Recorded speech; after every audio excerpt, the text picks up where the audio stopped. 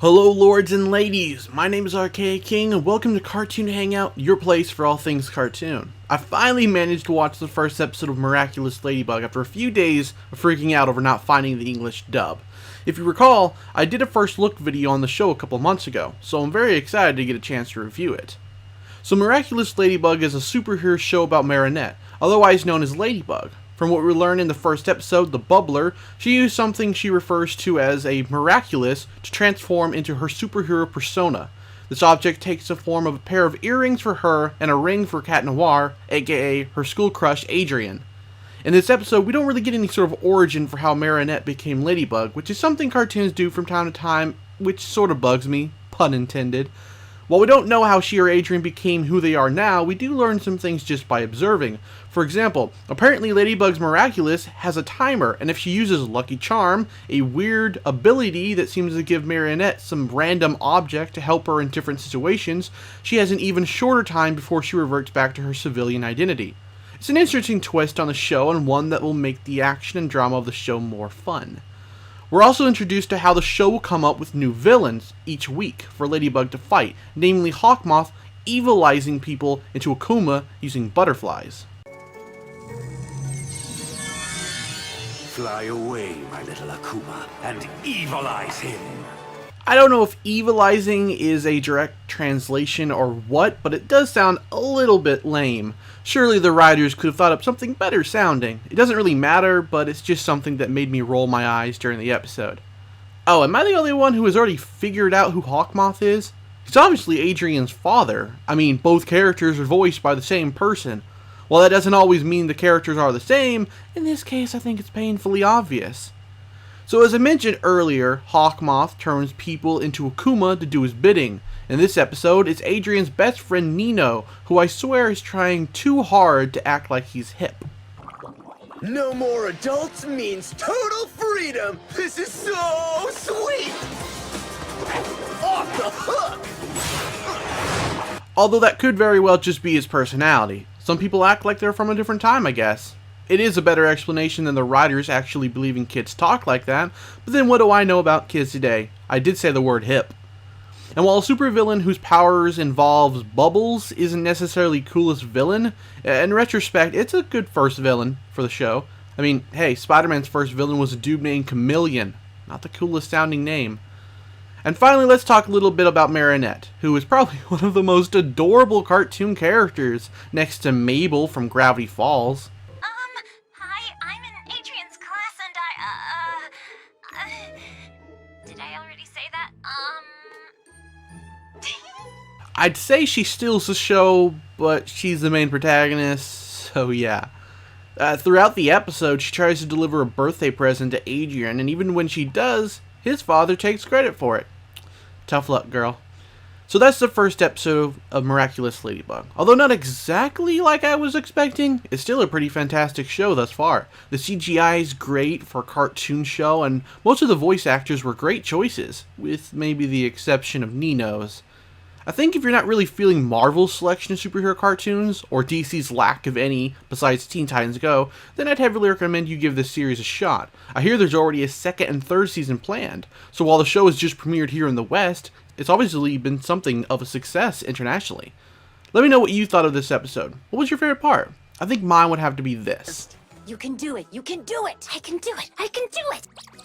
I can't do it, I can't do it! Thanks for watching. Take care.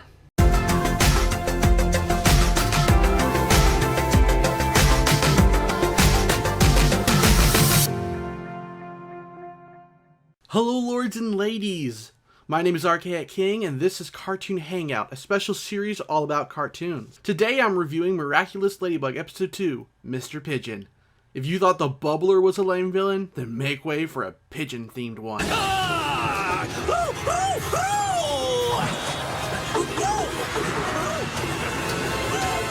That's not a criticism, but just an amusing observation of mine. Going into the show, I never realized how silly it would end up being, and I'll admit I was a little bit nervous after seeing episode 1. It was a great episode, but I wondered just how far the show would go in its silliness. And although episode 2, it's certainly silly, the show is turning out great in my personal opinion. This past Sunday's episode saw Ladybug and Cat Noir face off against a not-so-evil sounding Mr. Pigeon, a poor man banned from parks for feeding the pigeons.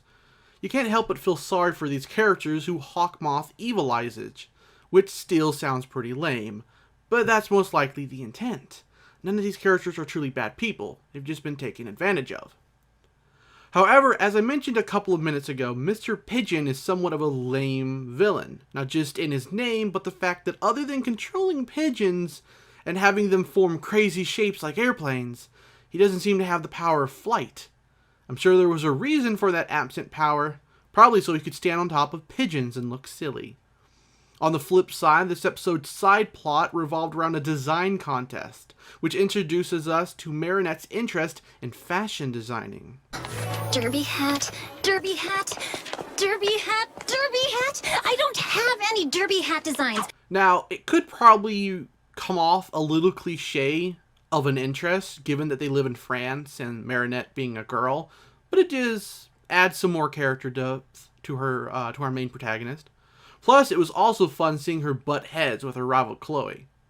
I do want to say, however, I'm hoping we get some more insight into Chloe, because as it stands, she's a pretty one-dimensional character. She's mean to Marinette for no other apparent reason than wanting Adrien all to herself.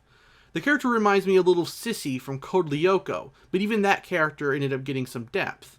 Of course, this is only episode 2, so this isn't really meant as a strike against the show, just me thinking about the future appearances of the character. Also, here's some trivia if you'd like. The characters Chloe and Sabrina were meant to be in a trio with the character Alex, who appeared in episode 1 but hasn't really been given much screen time yet, which was meant to be a reference to Sam, Chloe, and Alex from Totally Spies. I find that pretty awesome considering I mentioned in my first look at video, the show was giving me strong Totally Spies vibes.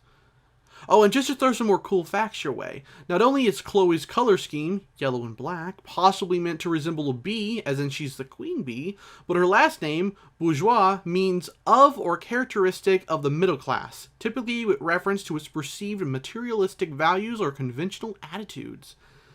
Now that fits Chloe to a T. Now, much like my last review, I've managed to go almost the entire video without touching on Adrien much at all. Unlike episode 1, Adrien doesn't get much story time outside of his Cat Noir superhero persona. In this episode, he turns out to be allergic to feathers, proving to be a minor hindrance in his fight against Mr. Pigeon.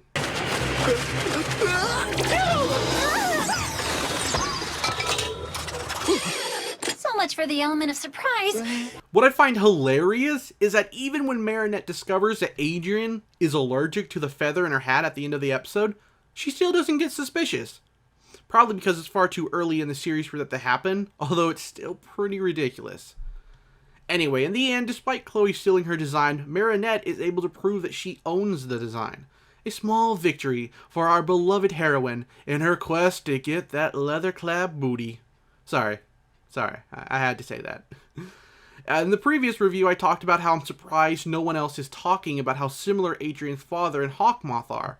And I think it's a mistake on the writer's part to introduce his father Gabriel so soon into the series. If they'd waited until later and made him a bit more mysterious, most people would still be in the dark over the true identity of Hawkmoth. But now, combine their shared voice actors and similar facial structures, and it's not going to be much of a reveal. Unless somehow it turns out Adrien's father has also been evilized. Dun dun dun! That's honestly the only twist that I'll accept at this point. But that's probably one of my more serious gripes about Miraculous Ladybug.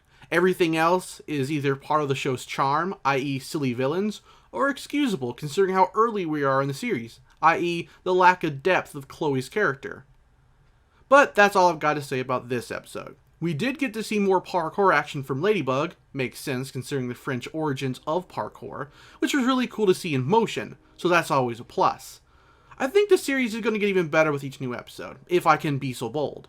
If you aren't watching Miraculous Ladybug, then please, stop watching this review, although it's almost over anyways, and go watch it. Thanks for watching this video, I hope you enjoyed. If you did, please consider leaving a quick like or a comment behind. Plus, consider subscribing for more Cartoon Hangout reviews and discussion videos. Take care.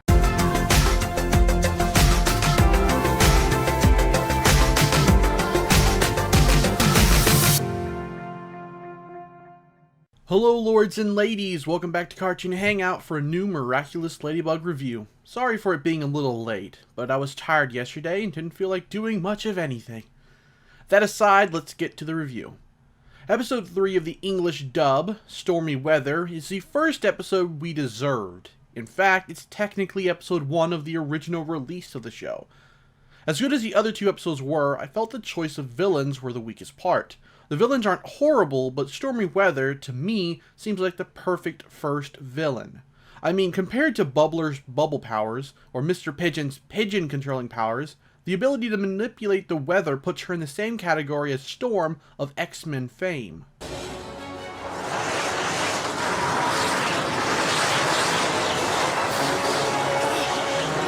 I do wonder what goes into the decision to air the episodes in a different order. In this episode, we see Marinette babysitting a little girl, Manon, and being talked into going to the park by Alia in order to watch Adrian's photo shoot. This has to have some of the funniest and cutest moments in the episode, involving Marinette and daydreaming about her future life with Adrian. Then we'll get married, live happily ever after in a beautiful house, have 2 kids, no 3, and a dog, maybe a cat. Nah, forget the cat. A hamster. I love hamsters. On the flip side, this episode actually involved the most amount of flirting between Cat Noir and Ladybug. Why, thanks, my ladybug, but I had it covered. Huh? No time for your childish charm, Cat Noir. That toothy grin is so corny, but hilarious. We also get a few more action sequences than I think we've gotten in the previous 2 episodes. Or at the very least, they're even better this time around. That's one of this show's highlights. While it does do comedy, and pretty well, it offsets it with plenty of great action scenes. I mean, this moment, coupled with the music playing, was fantastic.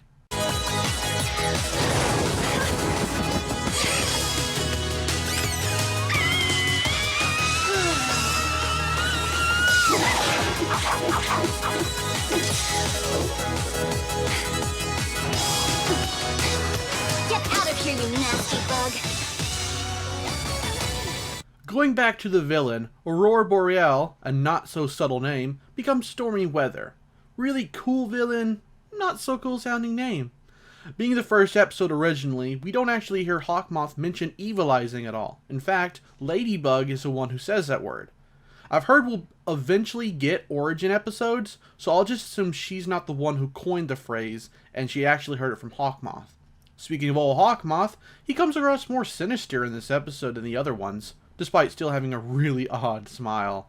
Hey, like father like son, I guess. As I said at the beginning of this review, this was an all-around stronger episode in my opinion than the first 2 were, and I'm perplexed why Nickelodeon decided against having it as the debut episode. Honestly, if you want to convince your friends to give Ladybug a shot, show them this episode. I think it does a better job of showing you what the show's all about than the Bubbler or Mr. Pigeon did. It offers up a better villain, and a lot of cute flirting scenes between the 2 protagonists, not to mention plenty of action and comedy. And, not to mention Alia. While she's been in the previous 2 episodes, this episode really shows you that she's capable of handling herself in a crisis, despite not having any superpowers like Ladybug or Cat Noir. It's always fascinating seeing regular humans act heroic even around actual superheroes. Great character development there. And before we wrap up today's video, I have some more Miraculous Ladybug trivia for you. This time about the show's creator, James Astruc. I hope I pronounced that right. Did you know he also worked on such shows like Totally Spies, Witch, and Code Lyoko? Do you know how much I love those shows? Way too much to be healthy, lords and ladies. Way too much. Each of these shows is a vastly underrated gem. If you haven't had the chance, please go check out these shows. I'd love to hear back from you about what you thought of them. Also, this makes my comment on Miraculous Ladybug having a Totally Spies vibe all the more amazing. Anyway, that's been my review of Stormy Weather. If you want to tell me what you thought of the episode and whether you felt, like me, that it would have made a better first episode for the dub, let me know in the comments section below. Also, make sure to drop a like and consider subscribing for more Cartoon Hangout. Take care.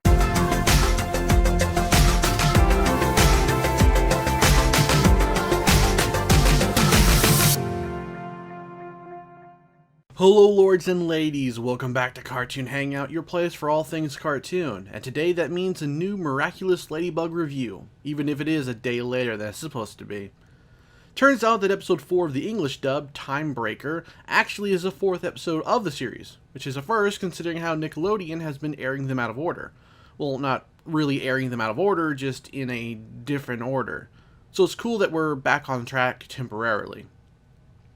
Now, I brought up Alex in an early review, and this time she gets a ton of screen time, considering she's the villain of the episode, of course. I believe this is the first time that she's spoken within the series, and Lord, she's got a much deeper voice than I imagined she would. It's pretty sweet, Dad, but I've already got a watch. Synced up to my smartphone. That's probably meant to fit her personality as a tomboy, but it was still pretty jarring at first.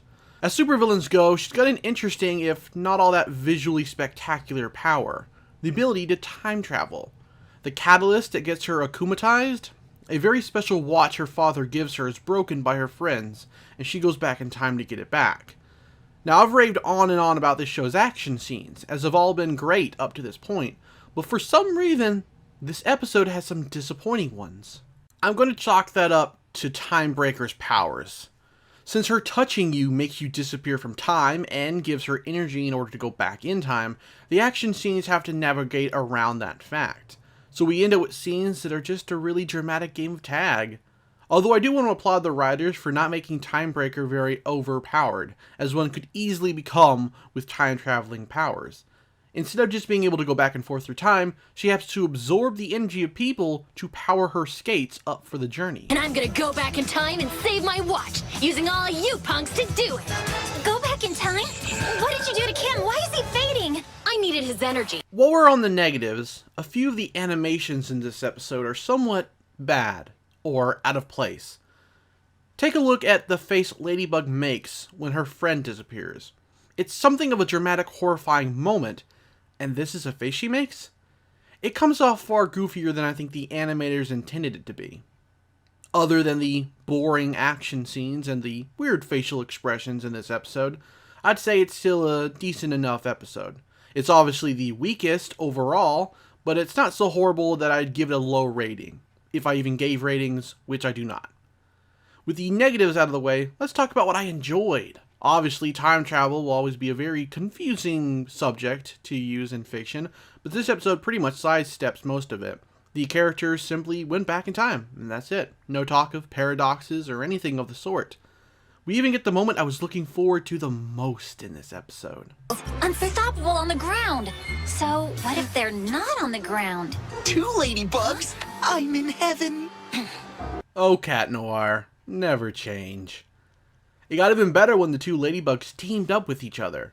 It would have been cool seeing 2 Cat Noirs, but I guess the other one technically was out of time. Get it? It wasn't that funny of a time travel joke. And I think that's all I really wanted to say about this episode. It wasn't the best episode, and while it certainly was entertaining, it did have some glaring flaws in it. If you disagree, or agree, let me know down in the comments, as well as if I missed anything important that you would like to talk about. Thanks for watching, and take care.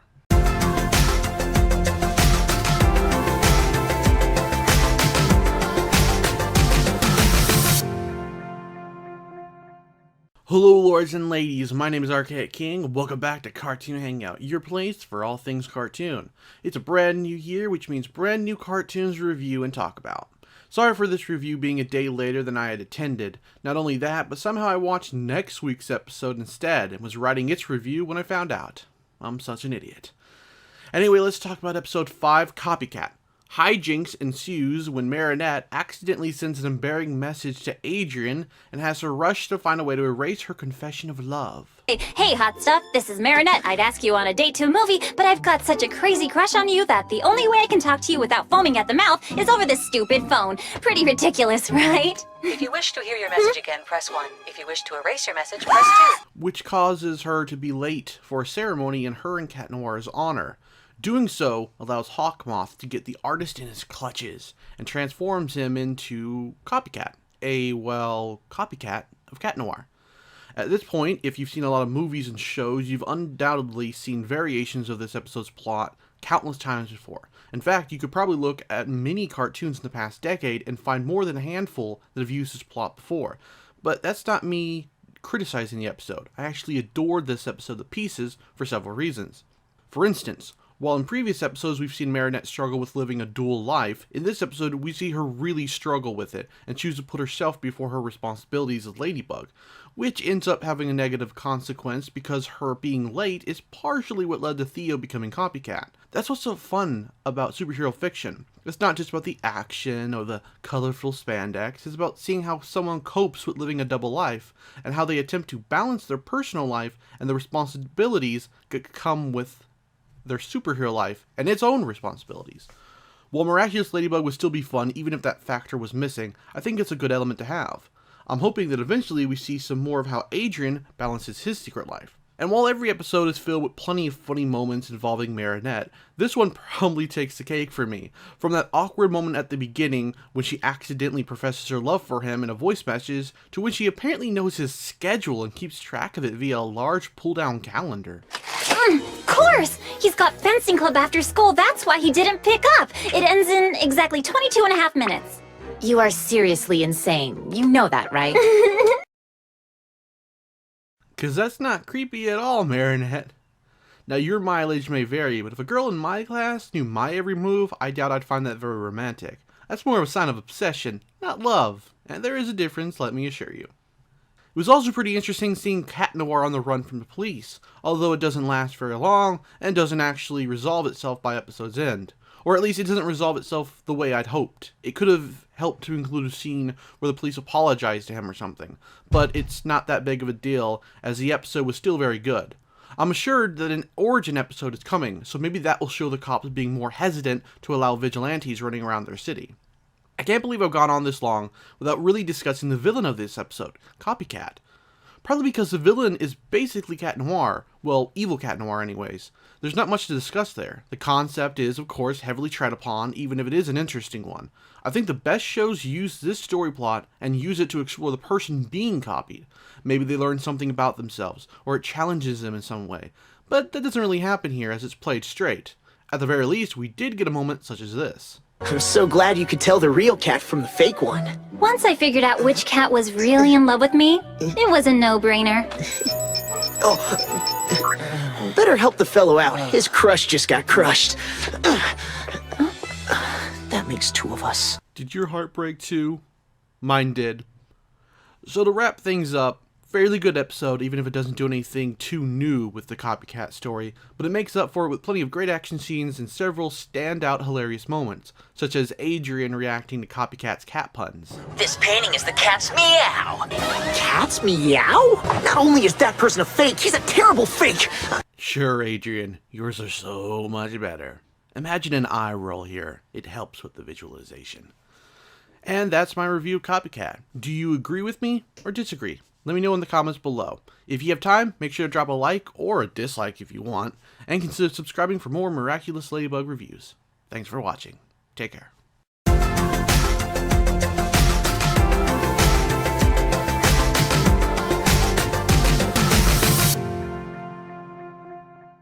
Hello lords and ladies, my name is Archaic King, and welcome back to Cartoon Hangout, your place for all things cartoon. It's a brand new year, which means brand new cartoons to review and talk about.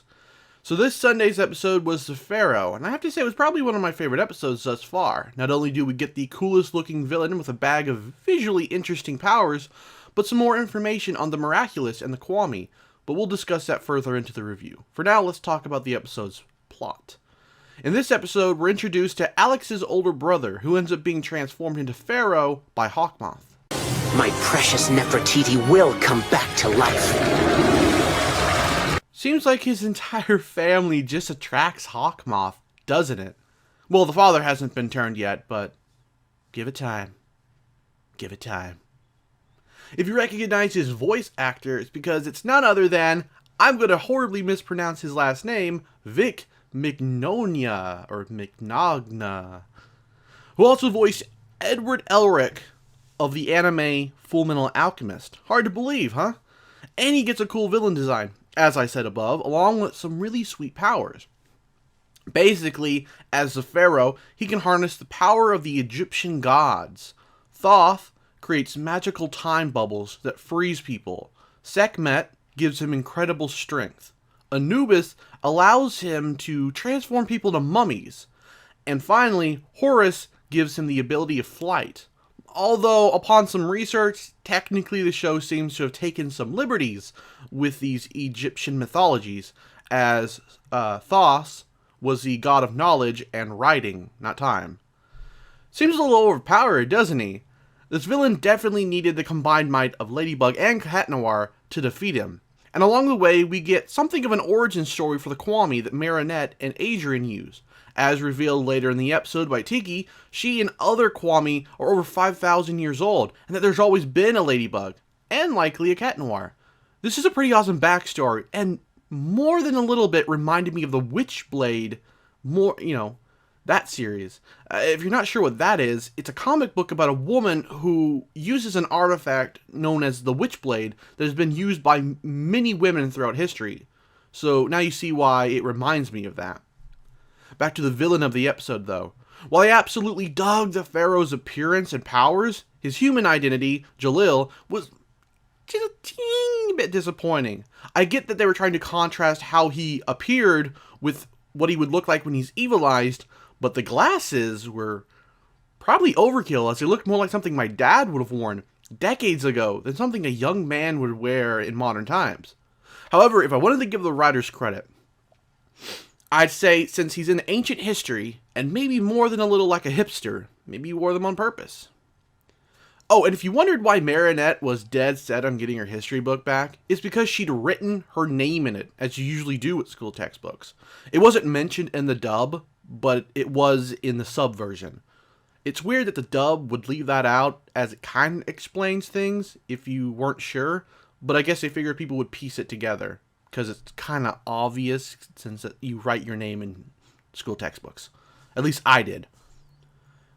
So yeah, this was definitely my favorite episode of the series. Although I don't really hate any of the previous villains, although I do dislike one, this really gave us someone who could be considered a serious threat, as opposed to just sort of like suspending your disbelief that someone who curried bubbles could harm anybody.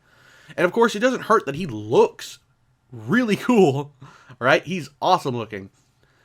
We also got to see more of Marinette being challenged to keep her identity a secret from her best friend. If it goes like most superhero stories, Alia will figure it out or be told eventually. I think we are all mostly hoping that she figures out the secret for herself. It'd make for a great character moment where she could struggle with whether she should reveal Ladybug's identity on her blog or not. It can't go on for too much longer, as the longer it takes, the more dumb she appears. We can forgive her the first several times, because there is this thing where the human brain will try to rationalize away something, despite the truth staring them right in the face. It's how Lois Lane, or anyone else for that matter, can't figure out Clark Kent is Superman, because her brain goes all, nah, Clark is too clumsy to be Superman. It's a real thing, go look it up. Well, that wraps up my review. Before we end, I'm going to try something new. First off, as always, if I've glossed over something in the episode, you can let me know in the comments below. But if I ever miss something huge in relation to like the plot or the structure of the episode, and you'd like me to discuss that, I may start making like short additional bonus videos for those moments. It'll be an experiment for now. I don't think I've ever really missed anything in an episode that requires a second video though. But still. Either way, thanks for watching, and take care.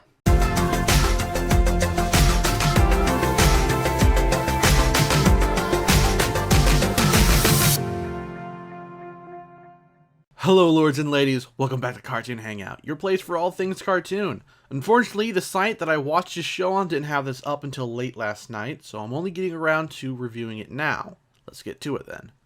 Episode 7, Lady Wi-Fi, is a fun little episode that involves Alia finally getting her turn at being an akumatized villain, after she's suspended from school because she snapped a photo of Chloe, who she suspected of being Ladybug. Which is a funny thought, to be honest. Sure, being a jerk could be a great cover for your superhero double life, but I doubt any real hero would do that. It'd be easier to just be unassuming than draw attention to yourself. What's even funnier is Chloe spends her nights dressing up as Ladybug. It's kind of cute. It makes you forget that she's a B-word. This mirrors the Spider-Man comic books, actually, where in the past, Peter Parker's biggest bully, Flash Thompson, was part of the Spider-Man fan club and dressed up as his favorite hero from time to time.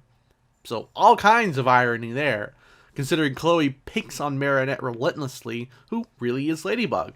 I'm wondering if there will come a day when Chloe finds out the secret, and maybe starts treating Marinette better.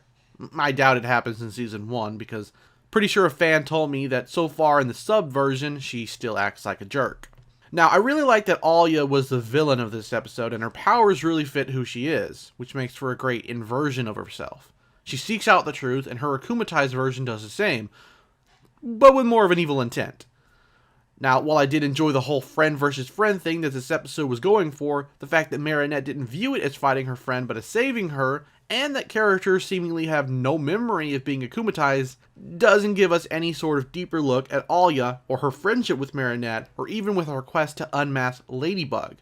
Although I do have to keep in mind that the show was going for a slightly lighter tone than the original concept, so I may have to give this a pass, but it still bugs me.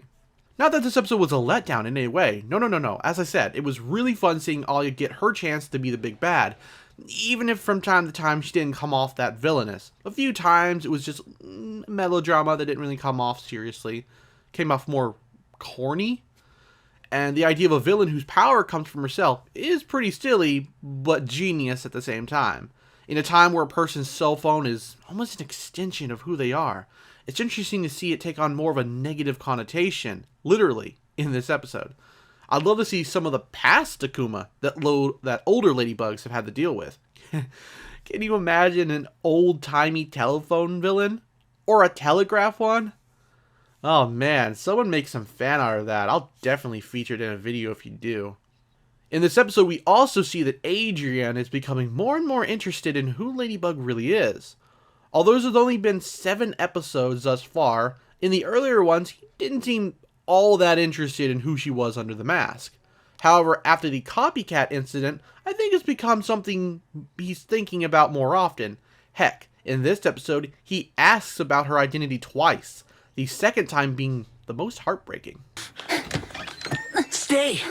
I won't tell anyone who you are. Cat's honor. Nobody must know who we really are. Not even us. You can almost feel his love for Ladybug in that scene. I'm not crying. You're crying. And while he is momentarily tempted to peek and see who she is, he doesn't. Which, in my opinion, is more proof that he does actually have real feelings for her, and that he's mature, because he respected her not wanting to reveal her secret identity. Although the last part of the episode made it seem like she was going to reveal something to him, or Adrian, I may need to rewatch that scene. Some notable moments of the episode was the reveal that the Ladybug's mask can't be removed because magic, which I think really subverts many a superhero story where the hero is in a compromising position and about to have their mask taken off. Although the downside of this is all you have to do is remove her Miraculous and her identity is revealed, so I guess the magic thing is only really useful against regular people who think they can expose her and not Hawkmoth's goons coming after her. That about wraps up my review of this episode. It was a pretty good episode, not perfect, but still a great one nonetheless. In other news, a fan asked me when I'd make a video on the anime version of Miraculous Ladybug, so I decided to talk briefly about that at the end of this review. So, if you haven't heard by now, Thomas Astruc has confirmed that a Ladybug OAV, original animated video, is in production by Toei Animation. Now, keep in mind this is not confirmation of an entire anime series, but rather one video. The only other details we currently have is that Adrian will still be Cat Noir and not Felix like the previous PV, and that it's set in Shanghai, I think? Oh, and I may make a full video on stuff like this later, but remember, the PV we all saw of a 2D Ladybug was not like a teaser trailer or an original pitch or something. It was a pitch, but it was from Toei Animation to convince the other developers of the series, including the creator, to do the show as an anime. But it didn't work, and they went with CGI instead. The original intent of the creator, of course, was never to be an anime, like I just said. It was Toei Animation. But now we're at least getting some anime in the form of that OAV, so there you go. Oh, and also seasons 2 and 3 of the show have been confirmed to be in production. Get hyped for probably at least 2 more years of Ladybug. Yeah. Anyway, it's time to wrap up this video. If you have any thoughts about the episode, feel free to share them in the comments below. And if you enjoyed the review, please leave a like or consider subscribing for more Miraculous Ladybug reviews. Thanks for watching. Take care.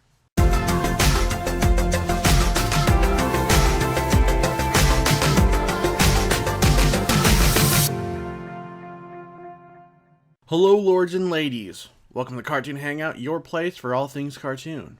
Episode 8, the Evillustrator, is probably the cutest episode thus far due to the villain of the week, Nathaniel, having a huge crush on Marinette, even going so far as to draw a comic where he saves her from previous akumatized characters Lady Wifi and Stormy Weather. Ooh, look, Sabrina, it's him as a superhero. And look who he's saving. It's Marinette. He is so totally crushing on you, Marinette. We'll discuss him some more in a bit. Most of the episodes thus far have been your standard fare. That's not a dig, just an observation, but I think this is one of the first episodes to stray a little bit from the formula. Instead of Marinette in disguise as Ladybug for most of the episode, she actually jumps into the action, so to speak, as herself, in order to get the drop on poor Nathaniel. This also gives us a rare moment of insight into the interactions of Cat Noir and Marinette, rather than Cat Noir and Ladybug, or Adrian and Marinette, which is pretty fascinating to witness. Hey, I haven't even introduced myself. I'm Cat Noir. Yeah, I know. You kind of save the day all the time and stuff. I'm Marinette. So what are you doing here? I'll admit, he's still just as flirty with Marinette as he is with Ladybug, but to me it most likely is how he acts in general as Cat Noir. It just happens that his flirting with Ladybug comes from his heart, rather than just his ego. Here he's just showing off. These aren't the only characters we get insight into in this episode either. No, we also explore the friendship between Chloe and Sabrina. And boy, it's just as twisted as you'd expect. Let me correct something. It's not a friendship, really. Chloe uses Sabrina, and Sabrina just lets it happen. Honestly, I felt so bad for Sabrina up to this point, and I even felt worse when I discovered Chloe was just using her. Although Sabrina is fairly quick to turn on Chloe when she thinks she's gotten a new best friend in Marinette, so she's not so innocent either. I'd love to see a status quo change between the two of them, but I don't think that'll happen this season, if ever. The relationship is just really symbiotic in a way. Chloe gains the most, obviously, help with homework, and Sabrina gains a quote-unquote friend. Reminds me of Cece from Code Lyoko. Finally, let's talk about the villain of the episode, Evillustrator. What a name, huh? Just rolls off the tongue easily. I think this makes our second tech-based villain for the dub, and I actually really like that. In any other cartoon, you might see him with a pen and paper. Heck, there's an anime going on right now where one character's power involves having to draw a monster in order to trap it, but it takes place somewhat in the future. Why is he using paper? So I'm personally in love with the idea that Evillustrator's drawings are on a tablet instead, mostly because working in today's technology is quite fascinating. But let's not forget his inventive use for his powers. I do want to say I dislike the English name that they chose for him. I appreciate how punny it is, combining evil with illustrator, but a direct translation of his French name would have sounded better, in my personal opinion. Basically, he could have just been the Illustrator. That's just my personal nitpick though. Ultimately, the names don't matter as much as the villain themselves, and Nathaniel's probably the most interesting one so far. Why? Well, the crush aspect isn't why, because we've already had Copycat crushing on Ladybug, and we've already had a tech-based villain with Lady Wifi. No, I find him interesting because he actually doesn't follow Hawkmoth's orders, at least at first. While other villains have taken too long to acquire the Miraculouses, they at least actively attempted to do so, even if they got distracted sometimes. Nathaniel was so enamored with Marinette that he planned on disobeying Hawkmoth for quite a bit of time. It's because of this that we learned something new about Hawkmoth's powers. So get it, or else. Okay, I will! He can take control over their bodies. I know this probably shouldn't come as too much of a shock, given that it's his powers that allow others to get theirs, but it's still the newest piece of information we've gotten on Hawkmoth in forever. This new info makes me want to know even more about Hawkmoth and his end goals. Why does he need the Miraculouses? Has there always been a Hawkmoth, or is he the same one? The very idea that there's been a Hawkmoth to fight Ladybug and Cat Noir seems to be inspired by The Legend of Zelda. Hawkmoth really has the potential to be a great villain, but so far we only get glimpses of him when he akumatizes his victims. At this point, he's the Rita Repulsa of the show. I'm hoping we get more episodes with him in the near future. Can you imagine him actually taking the fight to Ladybug and Cat Noir? It'd be epic, certainly. Another great episode with a pretty stellar new villain that incorporates technology in an interesting way and allows us a somewhat closer look at some of the characters' relationships, even some we haven't seen yet. And that's been my review of episode 8. Let me know your thoughts on the episode in the comments below, and make sure to subscribe for more Miraculous Ladybug reviews every Monday. Take care.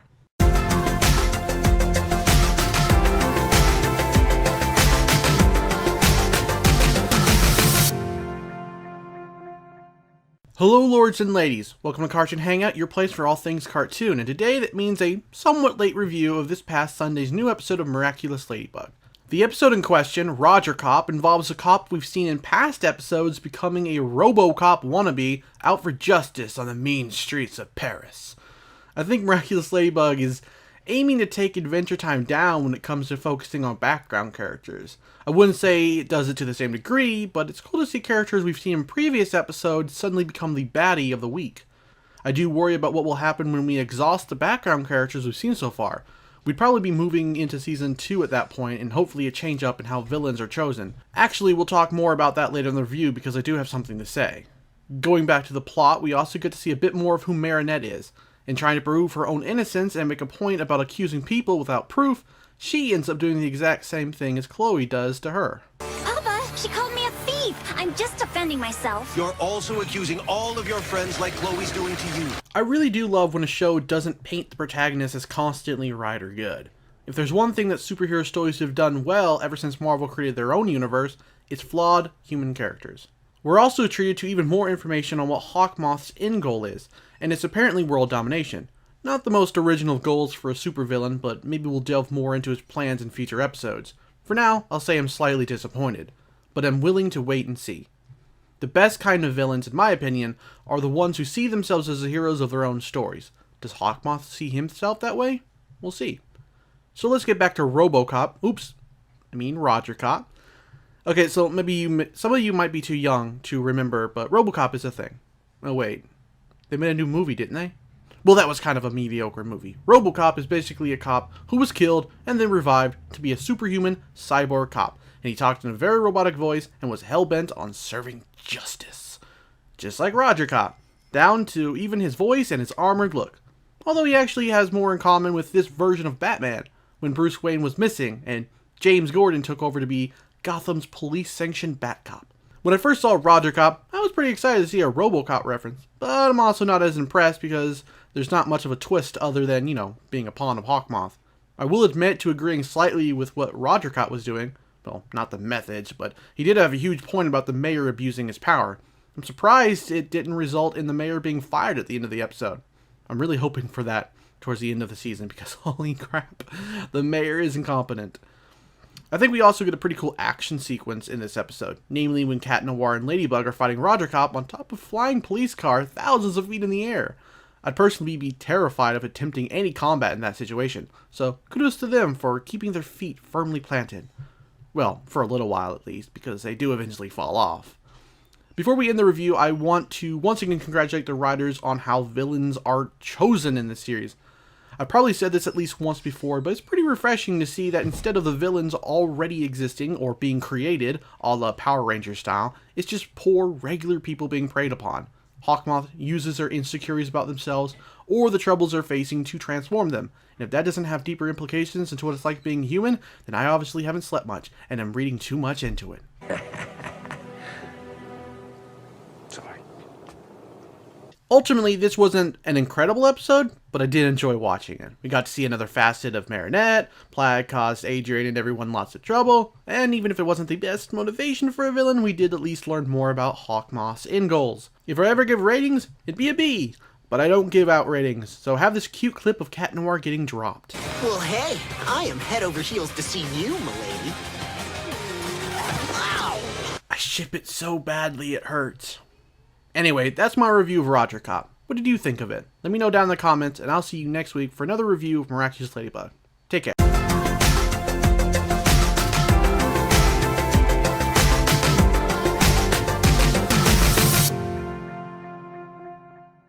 Hello lords and ladies, welcome back to Cartoon Hangout, your place for all things cartoon. Sorry if this review is a few days late, but it's been a tiring past couple of days. So, last Sunday's episode, Dark Cupid, was probably an episode many of us were waiting for. With Valentine's Day fast approaching, love is in the air for our two star-crossed lovers.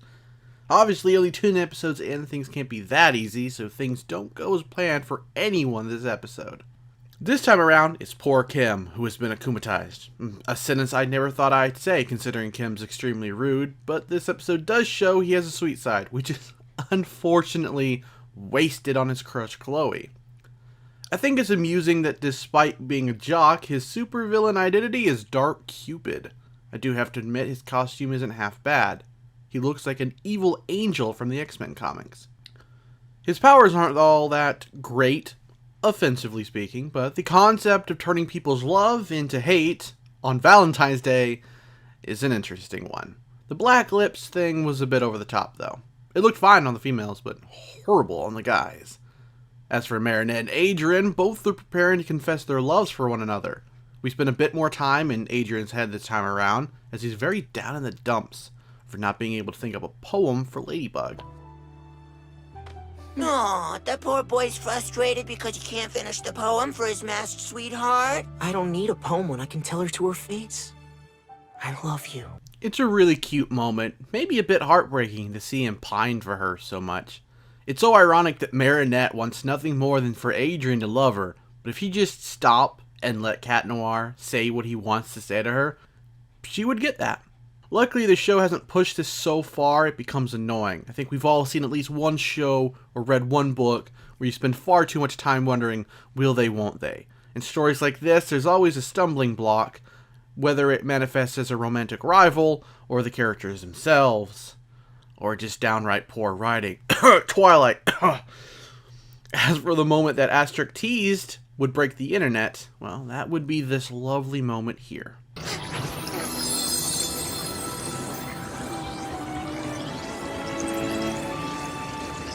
Yeah, my heart can't take the cuteness.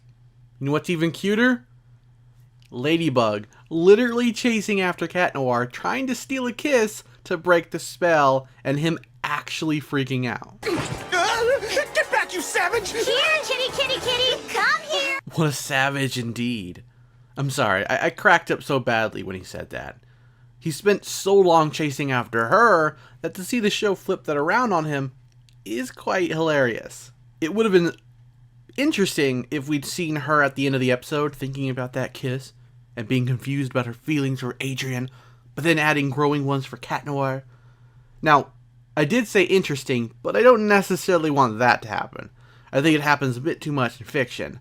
Something I do find interesting is that from the very beginning of the show, we are meant to ship these two. I mean, it is a significant part of the show after all. There's not even remotely another set of characters to establish another worthwhile ship.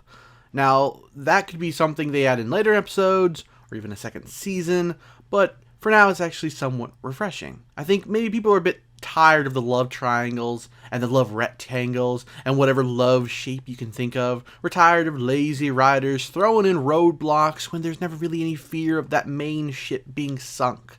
This happens a lot in the anime Sword Art Online, one of my main complaints for that show. The writer threw tons of female at the main character, but not for 1 minute did you ever think that he was fall for them. Personally, if I'm going to introduce a romantic rival, they're going to make the readers fear for the main ship. That was a bit off topic, so let's get back to the episode at hand. I happened to notice that certain action sequences were reused from previous episodes. I had noticed this before, but thought I was a bit confused or mistaken. But I am definitely right. It's slightly disappointing, but a CGI show can't be cheap, so it's something I'm willing to overlook.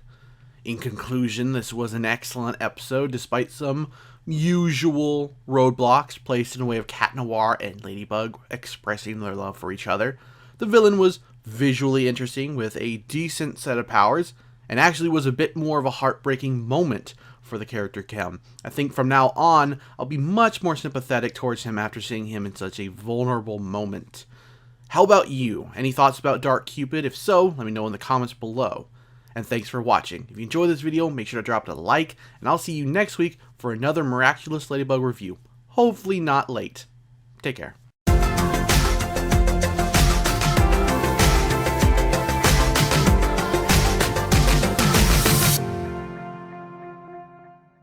Hello lords and ladies, welcome back to Cartoon Hangout, your place for all things cartoon. I'm on a roll today, already having written 2 other reviews before this one. Maybe for once, I'll get them up on time. Even if I technically am already late on 2 of them. But, baby steps. Anyway, yesterday's new episode, Horrificator, had Cat Noir and Ladybug facing off against a slimy new threat while attempting to film a horror film. In fact, it was originally supposed to be a Halloween special, so it's odd that we're getting it in February. Although I do imagine reordering the episodes to make that work would only upset fans again. For what's meant to be a Halloween episode, this actually was a cute episode. Certainly not a scary or even remotely creepy episode, which kinda sucks. I'm pretty drawn to certain types of horror and adore creepy things. The episode had all the elements needed to make this a creepy episode, from a chilling monster, a claustrophobic environment, and dim lighting, but it never really achieved a creepy factor, not even by children's television standards. The Akuma this episode was another of Marinette's classmates, Mylene, who is easily frightened, so it is quite fitting she becomes a monster that feeds on others' fear to become stronger. So while the episode never got close to creepy, I do have to give it a huge thumbs up for an interesting villain concept as well as design. I mean, look at this thing. I'm really digging the colors, as it's not just one single color, but almost a kind of gradient effect, I think. Some of the cute moments of this episode aren't even centered around Marinette or Adrian for once, but rather Ivan and Mylene. Don't listen to those bozos. Easy to judge when they're not in front of the camera. You're doing awesome. Come back. I promise I'll roar more quietly. Seriously, such a cute couple. And of course, any scene with Julika in it. I'm just waiting for the episode that shines a light on this shy goth girl. Awesome. So awesome. She's adorable, alright? In the end, although the premise had promise, I think this episode isn't exactly this show's strongest. I say it's slightly average, although there are a few good moments, as I've mentioned previously. We're getting a new episode this Saturday, since I don't think there was an episode last week, so hopefully that one is a bit better. Now, keep in mind, average isn't horrible, by the way. It's like a 6 on a scale of 10 if I gave out scores. Which I do not. I don't think there's anything else to discuss, so that's my review of episode 11. If you felt differently about the episode, let me know in the comments below. I'll see you next time for more Cartoon Hangout. Take care.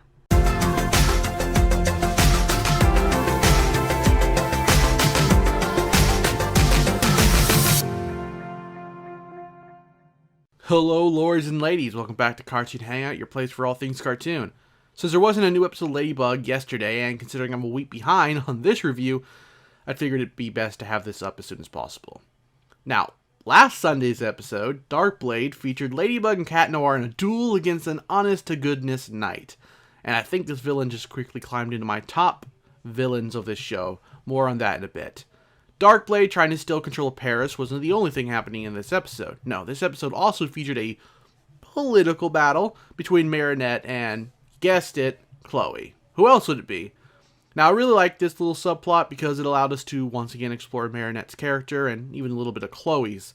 Although to be fair, at this point, Chloe is still a fairly one-note character. I'm still hoping to get an episode that changes that, but so far that's my only complaint about the episode and the show in general. To contrast things, a similar character named Mandy from Totally Spies basically served the same role as antagonist, but then managed to get a little bit of depth added later on in the show. Not a lot of depth, mind you, just a little bit. So, what does a girl who divides her time being a normal teenage girl and a superhero think of adding on even more responsibility? Then maybe you should run. I totally would, but don't you think I've got enough to do with my duties as Ladybug and all my schoolwork? Not very highly, as one could imagine. While she does spend some portion of this episode unsure if she has what it takes, by the episode's end she's gained some confidence in herself after being helpful outside of her superhero persona. I thought this was a great moment in the episode and in the show, because a lot of times in superhero fiction, the characters never think that they can do any good unless they're in their spandex. But now Marinette can see that even when she's not Ladybug, she can make a difference, and that's pretty nice. I do wonder if we'll see more of her adventures as class rep, or if this won't even be mentioned again. But let's get back to the villain, Darkblade. Part of me thinks this name is cool, and the other part thinks it's the name some 13-year-old emo kid thought of. It's also odd that Armand refers to his ancestor as Darkblade. Wouldn't have minded just a teeniest bit of an explanation as to why someone would be called that. Either way, weird ancestral names aside, I really love this villain's design. Or maybe I just love knights in the entire fantasy genre. I mean, just look at him. He screams coolness. He's even voiced by Todd Haberkorn, the English VA of Natsu from Fairy Tail. But what's funny is that this episode was far more comedic in its portrayal of the villain and his minions, and I got a big kick out of it. Maybe it was the old-timey speech that Darkblade used, or how his knights were often hilariously taken down or even just thrown at Cat Noir and Ladybug. Why are they going on the roof? Well, at least some of them. The flag! Tally-ho! I think my only complaint were the French accents.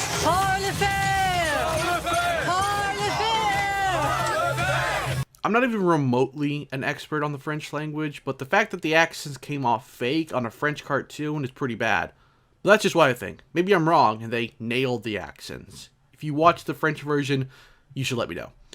And I think that's what I wanted to say about this episode of Miraculous Ladybug. It was a pretty fun romp of an episode featuring a very silly supervillain and gave us some great scenes of Marinette in her civvies, taking on the evil that is Chloe. Unfortunately, I couldn't say the same for Adrian, who, while he did get some scenes, he didn't get anything too remarkable. I'm sorry this episode was up so late. That's all on me. Luckily for me, there were no new Fairly Odd Parents episodes this past Friday, or a new Ladybug yesterday, so I didn't have to worry about falling even further behind schedule. And that's it for this review. Let me know what you thought of last week's episode in the comments below. Thanks for watching, and take care.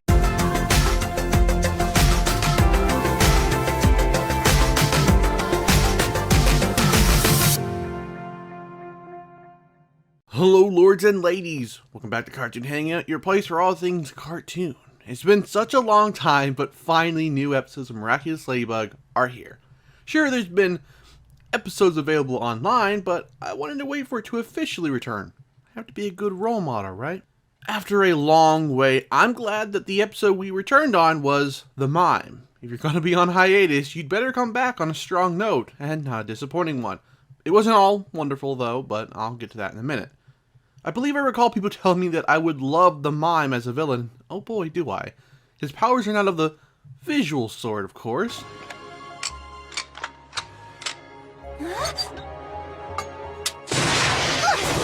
But it's a brilliant idea that I don't know if I've seen before, but at least not in years. I'm sure there was a Mime episode somewhere in all the cartoons that I've watched.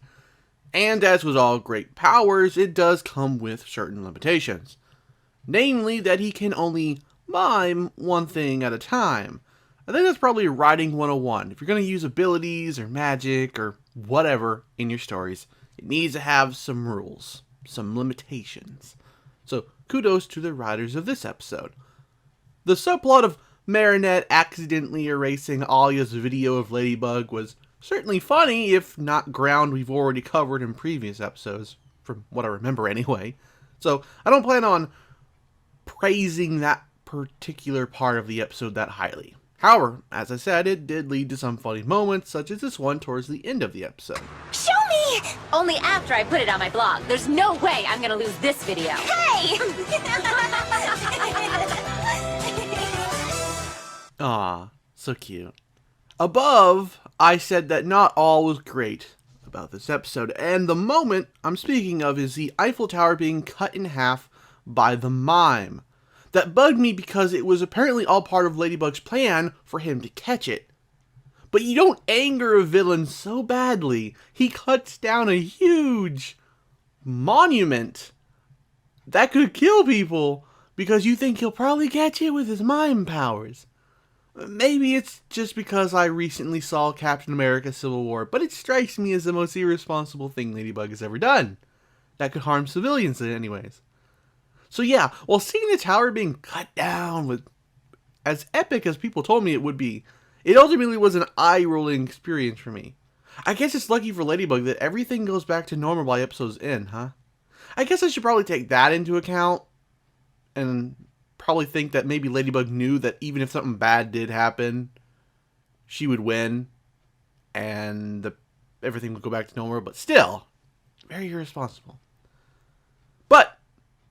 But, it was definitely still a strong return from Miraculous Ladybug. An incredible new villain with interesting powers, some great action sequences, and a somewhat humorous subplot involving a deleted video.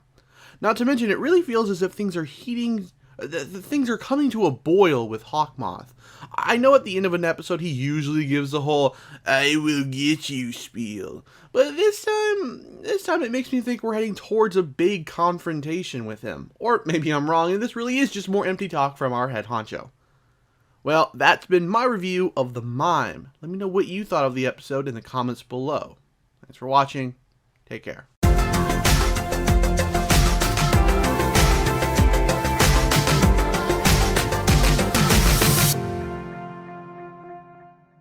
Hello, lords and ladies. Welcome back to Cartoon Hangout, your place for all things cartoon. This show has always been such a joy to watch, but I will admit that episode 14, Princess Fragrance, was a breath of fresh air, which is ironic considering the villain and subject matter of the episode in question. This episode breaks away from the standard fare of the series and gives us an episode where Ladybug is forced to combat an Akuma without her powers or her Kwami, and in doing so gives us an incredibly exciting and funny episode in the process. I mean, just look at her makeshift superhero disguise. Hey, got a pizza for Chloe Bourgeois. It's usually sushi. Top floor, Imperial Suite.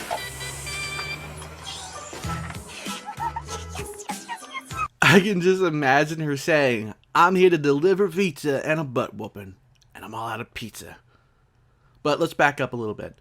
Somehow Tiki has managed to get sick, whether she contracted a human sickness or she's just been overworked fighting Akuma remains unanswered in this episode. But I could definitely see elements of this episode's plot factoring into future ones, even if such a thing hasn't usually been the show's style of storytelling thus far. One such plot point in this episode that felt far too specific to be simply a reference or a throwaway moment was the healer that Marinette took Tiki to. It's made clear that he knows what a Kwami is, so I have to ask, will we see this man again? What does his mentioning of China have to do with Ladybug or Tiki? And is it just me, or does he look an awful lot like Mr. Miyagi from the Karate Kid? Again, I'm hoping there's actually something more to this character, but I won't hold out any hope. As for the villain this time around, we get the incredibly oddly designed Princess Fragrance, aka Poor Doe-Eyed Rose. If there's anything negative about this otherwise delightful episode, it would be her. I'm going to be honest with you, and admit that this particular character has never been my favorite. Her eyes are just so freaking huge for her head, and I get it, there are art styles out there that use this, but hers doesn't work. While all the other characters do have fairly large eyes as well, I feel as if hers are way larger than even theirs. And don't get me started on her nasally voice. It's as if I'm watching The Nanny all over again. The only positive thing about that voice is that it works surprisingly well for her villainous persona. My friends, smell the fragrance of my eternal love. I mentioned she was oddly designed, but that mostly has to do with her skin color. It's green. I'm not sure if that's meant to represent the green stem of a rose or a witch. I suppose the former makes the most sense, but out of all the villain designs we've seen thus far, I feel this one is certainly one of the weakest. However, I do dig the dress a little bit, and how her hair makes you think of a perfume bottle. Other than that, I can't think of anything else nice to say about her. The best part of this episode is easily watching Marinette act heroically despite losing her ability to transform. It reminds me of old episodes where the Power Rangers had to fight without their powers. Admittedly, they didn't fare as well as Marinette did, who managed to outthink Princess Fragrance several times. This is the fresh breath of air I was talking about. Every so often, you need to shake things up and offer your viewers a somewhat different viewing experience. I think this was it. We're able to see that Marinette is heroic, even without powers, and is quite capable of saving the day. She does, of course, end up as Ladybug again, and with the assistance of Cat Noir, who kind of takes a back seat in this episode, is able to put things back the way they were. To close this review out, I do want to point out once again that I am becoming slightly restless with Hawkmoth's position in the series. To go back to my Power Rangers reference, he is essentially the Rita of the series. He sticks solely to his tower, sending wave after wave of minions to get what he wants. And I think that can work for a while, as it did for Power Rangers, but then you need to send him down to get his hands dirty and take care of matters himself, or do something, switch things up. Perhaps the writers are saving that for a climactic and possibly dramatic season finale, and it definitely would work, on paper at least. I just personally want to see the show utilize this villain in a different way that we've seen him. For all I've said about this episode being such a breath of fresh air, it is ironic that one of the stalest parts of it have to do with the overarching bad guy. And that's it from me. Now it's time for you to let me hear your thoughts on this episode down in the comments. Thanks for watching, and take care.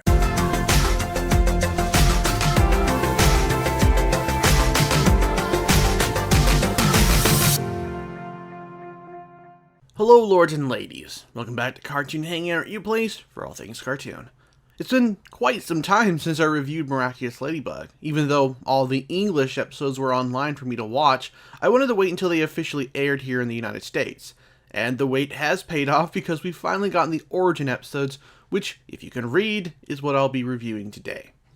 The episodes aired back to back, but let's tackle them one at a time.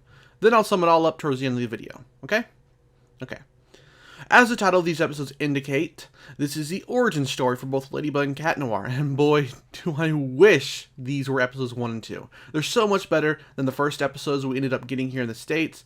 I understand that not every single story must start with the origins of the characters, but in the case of cartoons, I think it really works best. Of course, now that we've already seen these characters in action, it does end up providing a nice contrast by seeing them new to their powers. Marinette, as you'd expect, is the most reluctant of the two, as Adrien is basically a prisoner in his own home, ready to have any excuse to leave.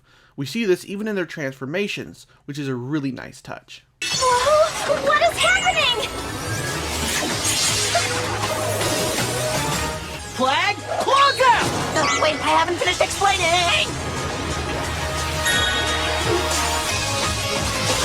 If nothing else, I appreciate the look into these characters' lives before they became superheroes, even if we don't technically glean anything completely new about the characters. We do get to see how Marinette met Alia, which I really loved, even if it was super corny how she quotes a superhero in their first meeting. The villain of part 1 ends up being Ivan, who becomes Stoneheart. Not quite the most interesting design, he's basically just a big rock golem, but I do have to again point out how I love how each person's supervillain persona ties into an aspect of their character or personality. Ivan is, of course, a big softie, who is really sensitive, so what else would he become but a big rock creature called Stoneheart? I think we all at one time or another wish we didn't feel negative emotions, so there's definitely some sympathy to be had for the big guy.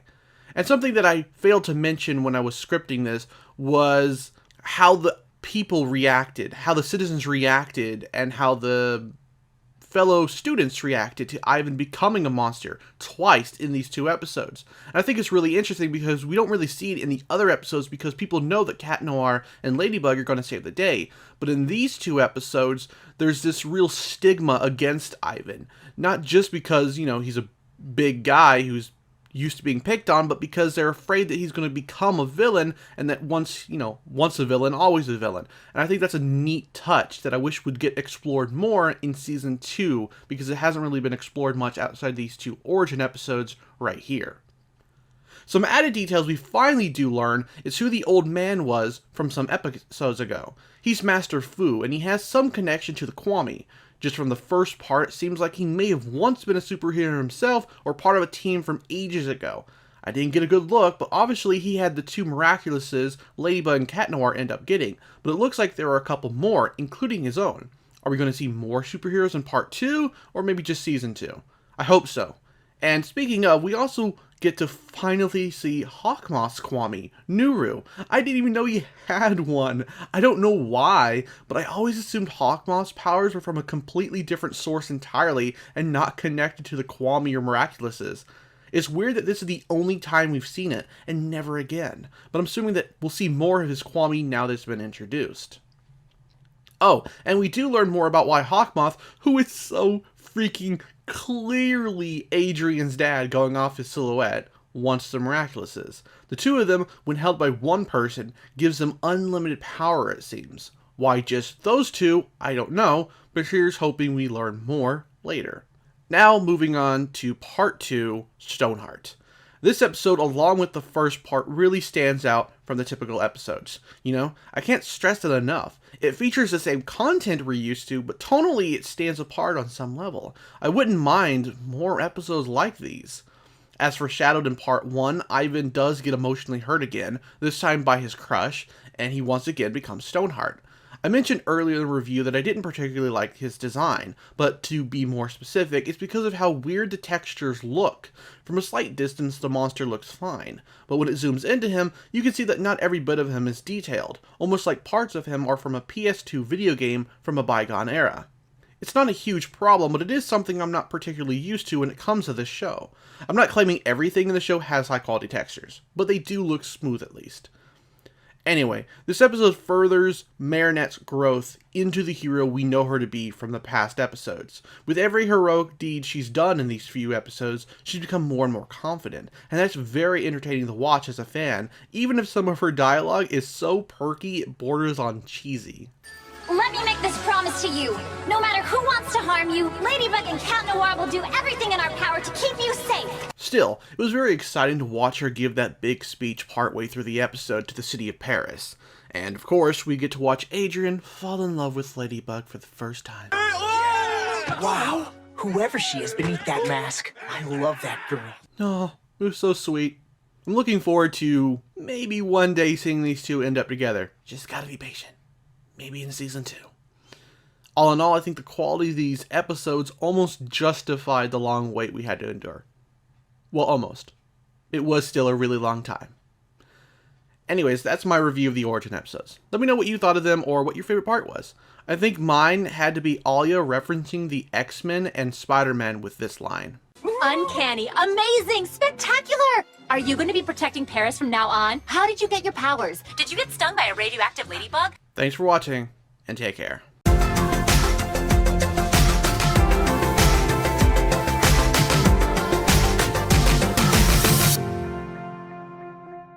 Hello lords and ladies, welcome back to Cartoon Hangout, your place for all things cartoon. This episode was pretty hilarious.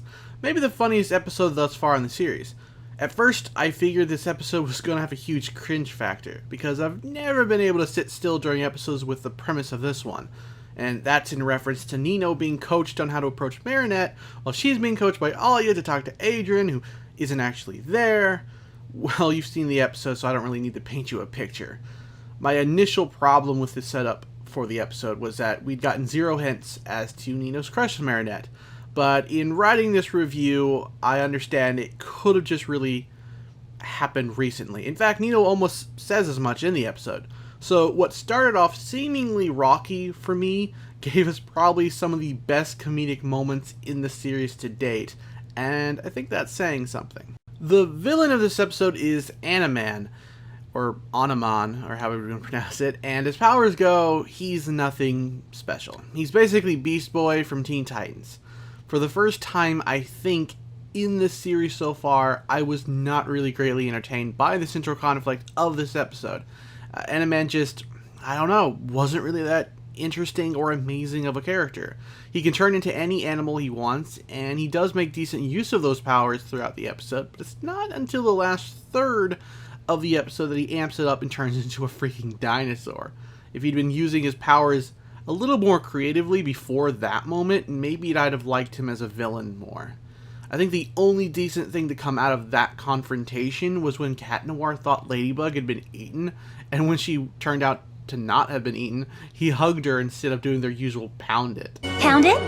Ladybug! That was a wild ride. So cute.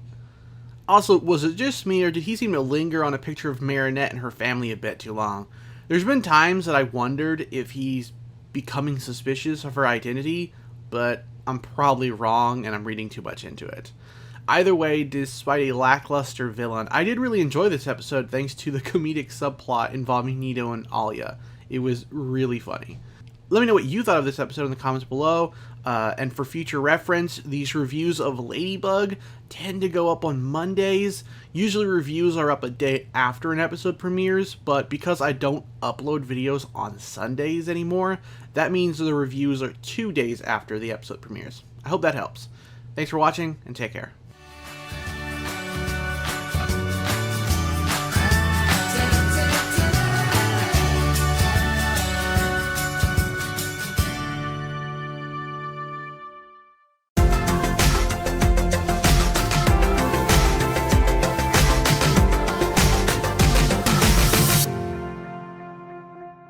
Hello lords and ladies, welcome back to Cartoon Hangout, your place for all things cartoon. Episode 18, Simon Says, unlike the previous episode, is pretty much great from start to finish. I was both a little surprised, especially after last episode, and delighted about that fact, especially considering I wasn't a huge fan of the villain himself in this episode. It's more like his design didn't particularly wow me. His powers, although more of a remix of previous villains, was fairly interesting with how he needed to use cards in order to successfully hypnotize his victims. Also interesting was how less screen time he got than the other villains of the series. At least it seemed that way, with the episode focusing more on Adrian's bait and switch or his father, which is disappointing because he does get points for this move here. Simon says to remove your Miraculous and give it to me!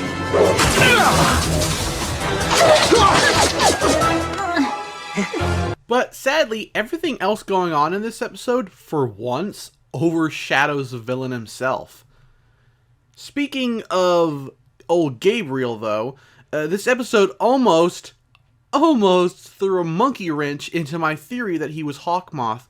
Throughout the series, he was always conveniently absent whenever Hawkmoth would appear, and this episode has both of them seemingly on the screen too quickly for one to change into the other. Even though by the episode's end, you can pretty much confirm that the two are one and the same. And that's what makes the episode so good, or rather, one of the many things. It adds another interesting twist into the plot, with Gabriel Hawkmoth becoming suspicious of Cat Noir's identity. I say that, but I'm pretty sure he flat out knows. You think a father would know his own son, but the writers do gain an out by having Gabriel such a busy and absent father. He's so focused on gaining the Miraculouses, of course he wouldn't know his own son was secretly Cat Noir. And to have him so close to the Miraculouses that he could have grabbed them, that was so great to watch. It's interesting to contrast how utterly incapable he's been at taking them away from Cat Noir and Ladybug while he's Hawkmoth, with him being completely capable of taking them as a civilian, but it would blow his identity. And I'm pretty sure that infuriates him. I'd love to hope that later episodes would really focus in on this plot point, but due to Nick picking and choosing what episodes release next, I know that the next episode will technically have taken place a few episodes before this one, so we're likely not going to get to follow up on this little plot thread until the Volpina episode gets released here in the States. Darn you, Nick. Elodian, this is the perfect time to follow up on this thread, and you decide not to release the next logical episode? Whatever. At least I have this heartwarming moment to tide me over until then.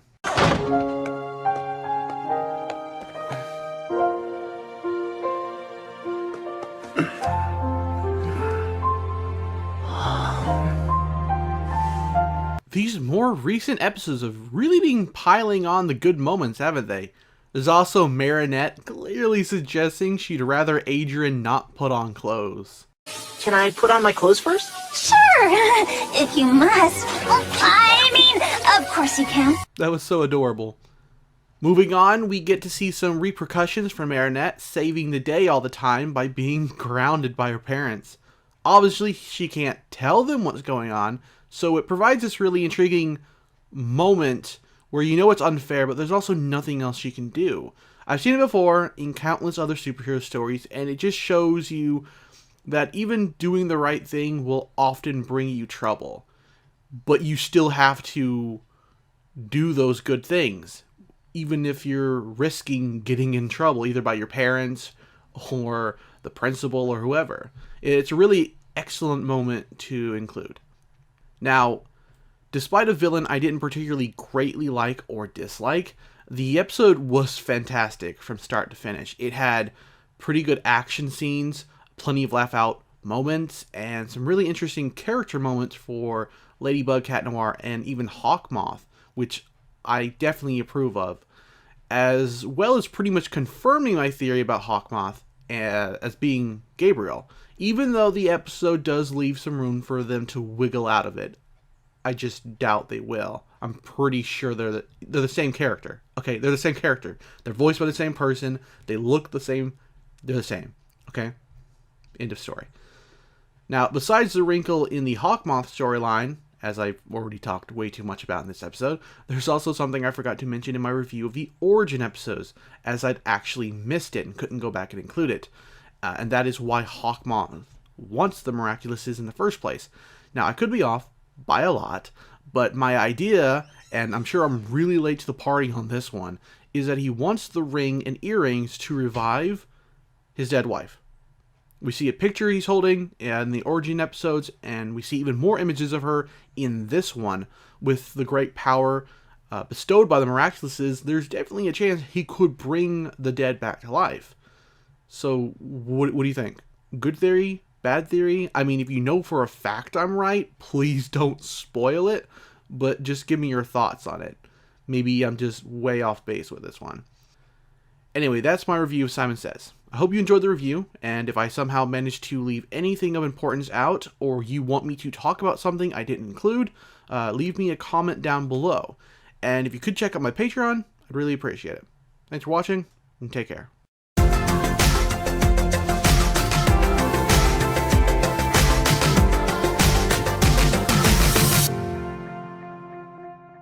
Hello lords and ladies, welcome back to Cartoon Hangout, your place for all things cartoon. Sorry I couldn't get this up on Sunday, but I haven't been sleeping very well or doing very well, and that's led to me sleeping in most of the days.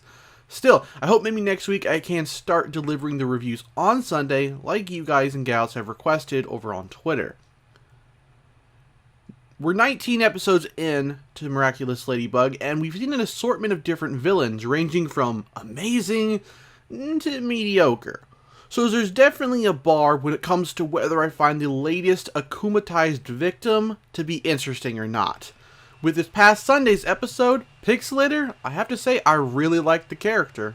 Look into the lens. I liked his personality, his gimmick with him pixelizing his victims, and even though his motivations weren't entirely exciting or unique, within the show it ended up standing out from the other akumatized victims, at least a little bit.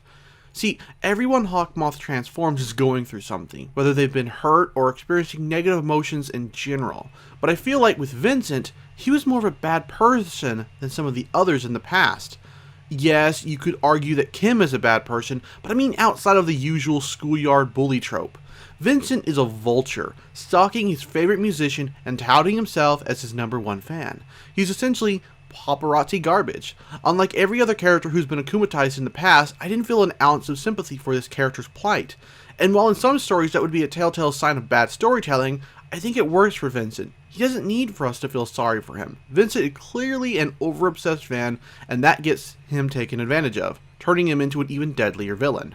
I want to immortalize you, Jagged. I'll be your one and only fan. You will belong to me for eternity. Now, look into the lens. My only nitpick about the Pixelator was how his powers worked. They felt vaguely defined.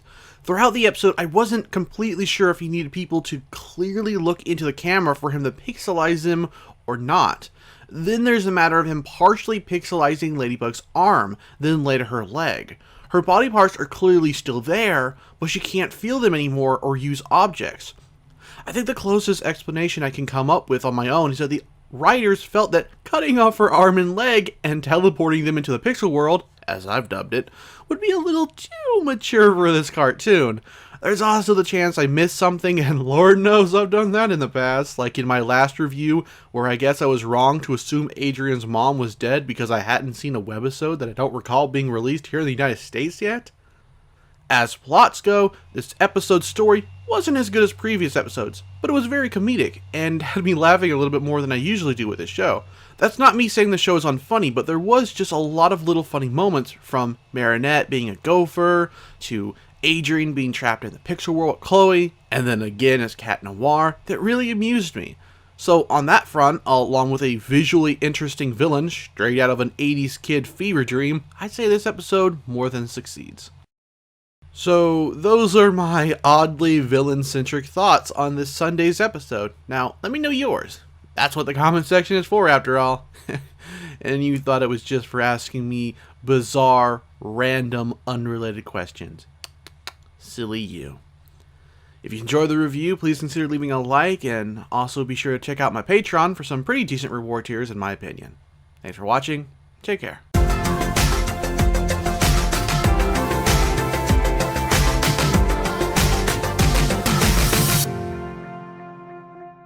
Hello lords and ladies, welcome back to Cartoon Hangout, your place for all things cartoon. So we've got a brand new episode of Miraculous Ladybug to talk about.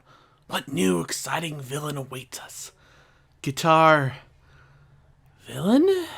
No, that's gotta be the title, not the actual name they thought up for the character.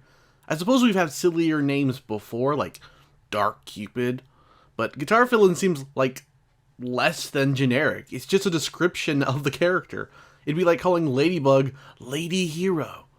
You can probably mark this under a nitpick, as the actual villain is pretty cool, what with him being an akumatized jagged stone and all. From now on, you can call him Guitar Villain. He'll never do a duet with Mr. XY. Okay, so after I wrote that, I decided to look up some more info, and I am a bit more understanding of the villain's name now. Apparently it's meant to be a pun on Guitar Hero, an unofficial title given to some guitarists. I guess this is an instance where I didn't spot how clever the villain's name was. My bad. Now, I remember when Jagged Stone was first introduced, and I didn't especially like him, but by this episode, I've become very attached to the old school musician. While I didn't get the name at first, I did like his design, and how Fang ended up becoming a dragon of all things. His powers were sort of a mix between offensive and hypnotic. He could use sound waves to attack Cat Noir, but also entrance people into rocking out. Let me just point out how brutal this moment really looks, though. Cat Noir gets slammed so hard, it cracks the wall. I flinched a little when this popped up on my screen, but I loved it. It's a really cool moment, I think. And just the idea of having Fang become a dragon was so great. It really allowed the show to feature some of its awesome backdrops, especially the ones of Paris at night. I'm not sure if they just took images of Paris and messed around with the images to make them look drawn, or if parts of this were drawn, but either way, it's really beautiful. It really reminds me of one of the early promotional images of Miraculous Ladybug that had Ladybug featured against the night sky. Not everything was beautiful in this episode, though. Some of the animations for the sound waves looked a bit off to me, and there's a moment where Fang's wings clip through walls and buildings. But overall, the episode was highly entertaining and had quite a few adorable moments with Marinette. It's really cool to see her growing as a designer and artist, even being asked to do Jagged's new album.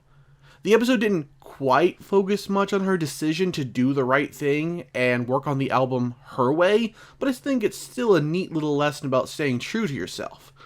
And I love how we've gone from Adrian barely interacting with her earlier in the season to now being on fairly friendly terms with her, even though they're not like friends, but he talks to her a lot more. I can't wait to see how things progress from here with those two. There's only a few more weeks left before the show goes on hiatus until season 2, so I have no idea if we'll get any significant progression with our OTP here. I don't think there's really much else to say. This was a really cool episode filled with maybe not so cool moments like Jagged repeatedly yelling "Solo," which got pretty annoying after a while, but I think that's just only one of the few complaints I have with this episode. If you're really into rock and roll, you'll probably love it. And that's it. Sorry the review's so short. I just couldn't find much else to discuss about this episode, but if I missed something, we can always talk about it in the comments. Let me know what you liked or disliked about this episode down below. Thanks for watching. Take care.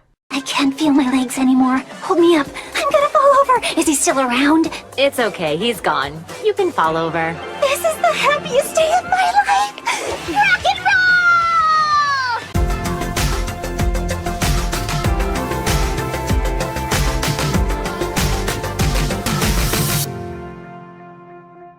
Hello, lords and ladies. Welcome back to Cartoon Hangout, your place for all things cartoon. Episode 21, Kung Food, may have gone overboard with its food puns, but this is definitely a delicious episode. This episode sees Marinette receive a visit from her Chinese uncle Wang Qing, who is going to be a part of a contest determined to, well, determine the best chef in the world. I really liked being introduced to a relative Marinette because for so long we only see her and her parents. It's a nice touch to show the extended family in order to explore our heroine's relationship with them. In this case, she's pretty awkward dealing with someone who doesn't speak English very well. Welcome to Marinette. You're Chinese. No, in Mandarin. It also gives the writers an excuse to throw Adrian and Marinette together, as he naturally speaks Chinese. I suppose as the son of such an important businessman, Adrian would know a few other languages. But honestly, I'm just glad to get more moments between these two characters. Again, as I said in my previous review, it's always interesting to see these two apparently becoming closer friends, as compared to their more rocky start back in the origin episodes. Maybe as they become closer, they may start to get suspicious of each other's secret identities? Probably not. Although the fact they both end up in the same hotel should have told them something, but I'll excuse it. If you didn't already hate Chloe with a burning passion that rivaled the sun, this episode will get you there quickly. After standing up for her uncle, Marinette ends up provoking Chloe into sabotaging Wang's soup, which allows Hawkmoth the chance to transform him into Kung Food. Now, what I liked about this villain, besides his incredibly Goku-inspired design, was that it gave the animators a chance to have a really cool action scene. The past few episodes, while great, haven't had a real physical threat compared to Kung Food, and given his physical appearance being similar to a Super Saiyan Goku, and his face markings bearing a resemblance to the Monkey King, it makes sense to have a more Kung Fu-y episode. Heck, some of Bruce Lee's moves were supposedly used as inspiration for Ladybug and Cat Noir's moveset this episode. If true, that's actually really nice. Kung Food was just another great example of why the show is so fun. Great action scenes, cool villains, and really cute shipping scenes. Although I will admit the puns are way too strong in this episode, but that's the only truly negative thing about it. But what did you think of this episode? Let me know down below, and if I missed anything, don't hesitate to let me know. Thanks for watching, take care.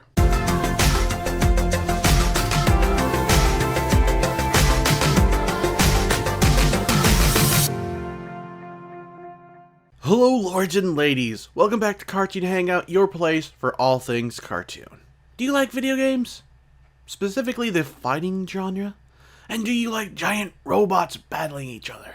Well then, episode 22, Gamer, is perfect for you, as it's chock full of references to the creative team's favorite robot shows and fighting games. I mean, even freaking Gurren Lagann gets a brief shout out in the form of Gamer's drill that can pierce the heavens.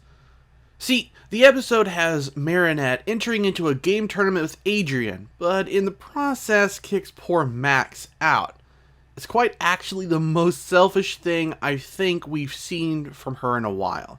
It's not poor writing, but it did make me very annoyed with her this episode. Another thing that I'm not going to necessarily count as a huge negative is Max. Oddly enough, I think this will be the first time I've spoken about his character and how it's really a weird stereotype.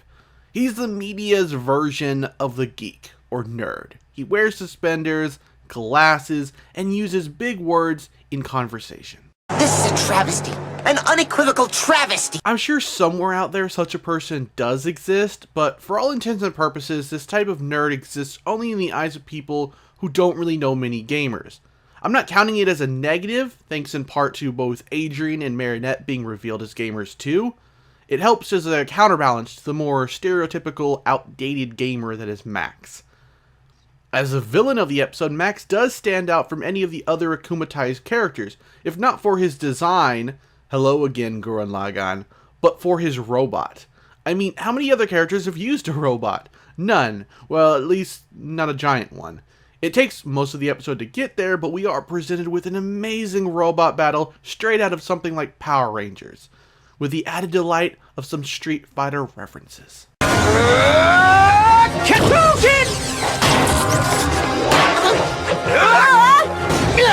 And if that doesn't tickle your fancy, there's always a hilariously written bedroom scene with Marinette and Adrian. As cringy as her getting into the tournament made me, it was all worth it for this scene. Oh, sorry. No, you go. I'll use the other one. It honestly felt exactly like what two teens would act like if they were alone in a room together, especially with one having a crush on the other. Two awkward teens at least, not your Degrassi type teens. I don't think there was anything to complain about besides my little detour with Max's character. The premise, action, and comedy were all on point today. Everything flowed pretty nicely together. Oh, I guess if I had one thing to point out that maybe didn't irk me so much as confused me slightly, it was how excited everyone was for gaming. Even the bully, who usually picks on Max. While gaming is more popular than ever, and as a gamer myself, it is hard to imagine that many people being excited about the school sending two students to a game tournament. Maybe that's my upbringing. I didn't know many gamers growing up. All in all, I think this was a great episode. I laughed at the funny parts, got hugely pumped for the engaging action scenes with the robots, and shook my head at Marinette's antics at the start of the episode. Basically your typical Ladybug episode, but even better. What did you think of the episode? Let me know in the comments down below, and be sure to check out my Patreon and Spreadshirt store if you'd like. Thanks for watching, and take care.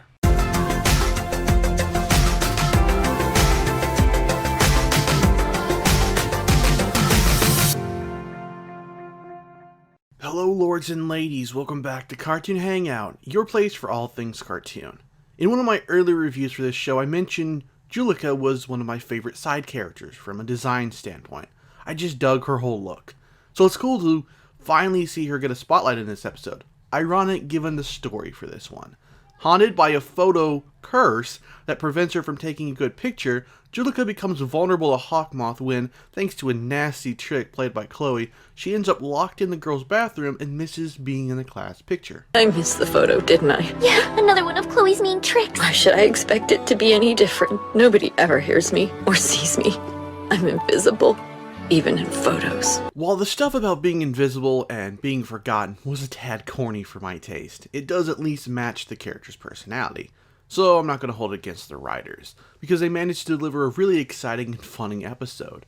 From the great design and powers for Juleka / Reflekta to Cat Noir and pumps in a dress, the latter of which kept giving and giving throughout the entire episode. I don't know what to say. How about a thank you for getting you out of that tight spot? Sorry, Cat Noir, but you just don't look like yourself. But, thank you. The subplot for this episode was also a really good one, with Marinette hatching a plan to erase the photographer's photo to get him to retake it, this time with Juleka in it. I thought, hey, this is a good-hearted plan, but apparently it wasn't, because Tiki was against it from the start. By the end of the episode, Marinette comes to her senses, realizing that she was going about it the wrong way, and found another way to get Juleka into the class photo. There are times when I don't always agree with the protagonist, and at first I didn't understand what was wrong with deleting the photo. So I guess I'm a little appreciative of the subplot for actually giving me something to think about. Deleting the photo may have come from a good place, but it was still doing something wrong even if it was in the service of good. And once again, our heroine gets back onto the moral high ground. I think if you've been itching for Juleka to have a more prominent role, then you might just adore this episode. There's plenty of comedic moments, mostly involving Cat Noir as a lady, the action and final confrontation was unique, and Reflekta had such a memorable design. I really loved how it almost felt gesture-esque. I'm not sure what influenced the design, if anything, but if anyone has an idea, let me know. So, what did you think of this episode? Let me know down in the comments. Thanks for watching, and take care.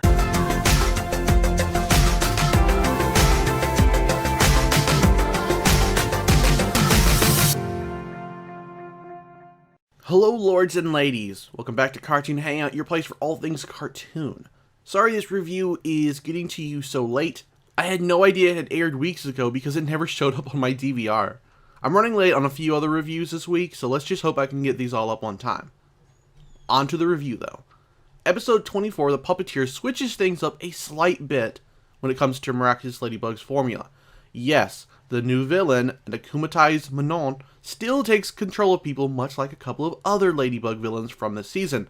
But I guess a twist is she re-akumatizes them, which isn't something I believe we've seen yet. I suppose if you count the imaginary ones that the Evillustrator made, then it's not so unique, but these were real, so... And as far as villains go, seeing a young child become evil was actually really interesting. As someone who often has to deal with an angry little girl on a regular basis, I can attest to how, well, childish kids can be, and how easy it would be for Hawkmoth to take advantage of that. Weirdly enough, he doesn't seem to lose his patience with her like other villains, and praises her. Not something we've seen either. I wonder if it's simply because she's a kid, or what? I really enjoyed this episode. The villain was unique, and put Ladybug in a position we haven't quite seen before. We've seen a variation of it, technically, but not this variation of it. There were quite a few humorous moments sprinkled throughout the episode, too. I think you'll enjoy this episode, if just simply to see Cat Noir speak like a 5-year-old girl. And that's really about it from me. I'm sorry the review's a little short, but I'm not really sure what else to write. It was a really simple episode, if you think about it. Nothing really shocking or revealing when it comes to our heroes or our protagonists, or the story, really. It was fun, don't get me wrong, it was a good episode. If you want to talk about a specific thing from the episode that I just completely spaced on and didn't think to include in the review, leave a comment down below, and we'll talk about it. Thanks for watching, hope you enjoyed the review, take care.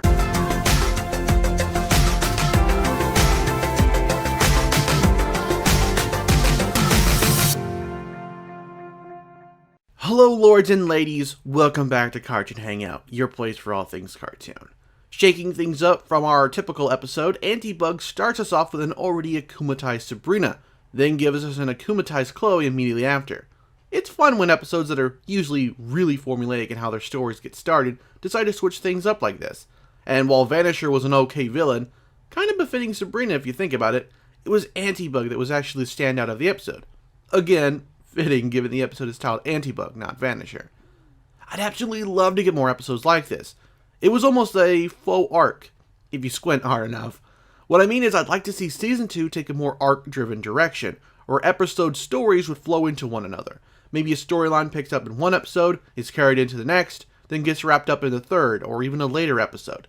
The next season doesn't have to do that, but it would be one way of stepping their game up and really improving upon Season 1. I was going to give Ultimate Spider-Man an example of this, but that's not the best example in my opinion of a continuity-heavy arc-driven series that does it well. What about Agents of S.H.I.E.L.D.? The entire new season is revolving around Ghost Rider, and the episodes aren't standalone. The events of one episode are picked up in the next. Now wouldn't that be cool for Ladybug? But let's get back to the episode.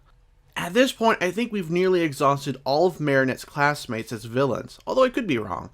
And it's almost ironic that Chloe's akumatized persona would be an anti-Ladybug. It's a cool design, and almost makes Chloe the Green Ranger to Marinette's Ladybug. Her powers are finite, and given to her by Ladybug's antagonist, and are nearly identical to her own. The only difference is the episode doesn't really play up that angle, and it's more or less just a straight up fight between Ladybug and her Copycat. Basically, Cat Noir had his turn, now it's hers. So while there weren't any huge moments centered around an anti-Ladybug, the fights were really good. And honestly, I feel like I'm a broken record when it comes to that piece of praise. The series in general just has really nice animated scenes. It's not Dragon Ball by any stretch of the imagination, but it does get the blood pumping. This will be another component I can't wait to see how Season 2 improves upon.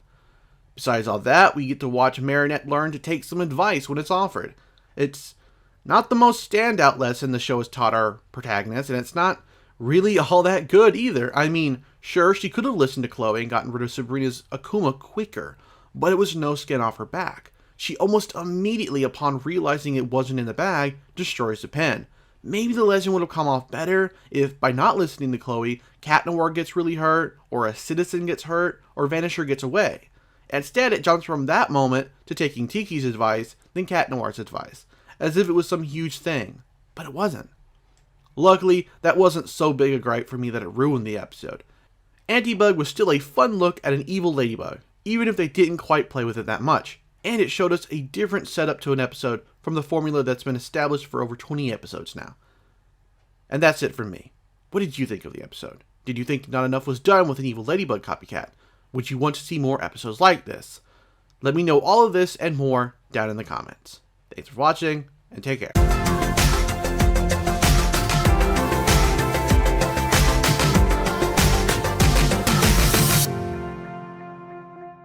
Hello, lords and ladies, welcome back to Cartoon Hangout, your place for all things cartoon. I don't want to say this is the best episode of the season, as I believe that honor goes to the origin episodes, but it certainly is a fantastic one. Not that I don't have some issues with it, but we will get to those in due time. If anything, this episode makes me incredibly hyped for Season 2. Episode 26, Volpina, reveals some more information regarding the, I guess you could call it, main plot of the series, and the mystery behind the other Miraculouses. It just sucks that we've had to wait this long to get even a tiny hint of what's to come. I think the last time we were privy to anything was back during the origin episodes. What we did get was just enough to whet our appetites for more, to get us to go, sure, I'll watch another season. First, Adrian finds a book containing information in all the other miraculous holders, or superheroes as he calls them, but he's shocked to learn that it also includes Hawkmoth. Of course, we as viewers already knew that Hawkmoth's powers can be for good, yet are being used for other purposes. Adrian doesn't hold on to the book long enough to really question his father's reasons for having the book, but perhaps that's saved for Season 2. Now, the one problem that I had with this episode, however, was Volpina. Up to the point where she saves people from her asteroid illusion, everything was going great. She was this incredibly cute rival for Adrian's affections, even though I doubt he realized that. And the whole setup of pretending to be a hero only to betray Cat Noir and Ladybug was a literal goldmine in storytelling drama and conflict. But the payoff and the actual gaining of our hero's trust was so incredibly lame and rushed. She literally just shows up, says, "Hey, there's Hawkmoth, I need your help," and then goes on to separate the two and attack Ladybug. What a lame reveal!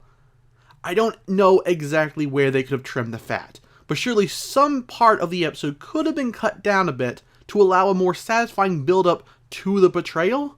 Heck, I wouldn't have even minded an hour-long finale. In fact, why wasn't that done? So many other cartoons have toyed with this concept and have done it so much better.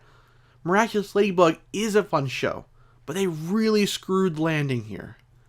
However, setting that aside, the episode was still really great. We got some hilariously cringy scenes with Ladybug abusing her powers because of Lila flirting with Adrian. And while the build-up and payoff to Lila's betrayal was lackluster, her design and other moments in the episode in and out of costume were stellar. I really want to give a hand to whoever voices the character. And, in a rare moment of continuity, she doesn't forgive Ladybug at the end.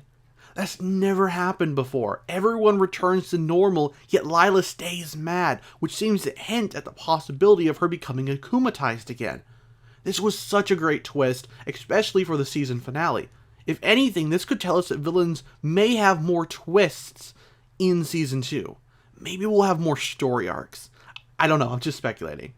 Oh man, and this moment?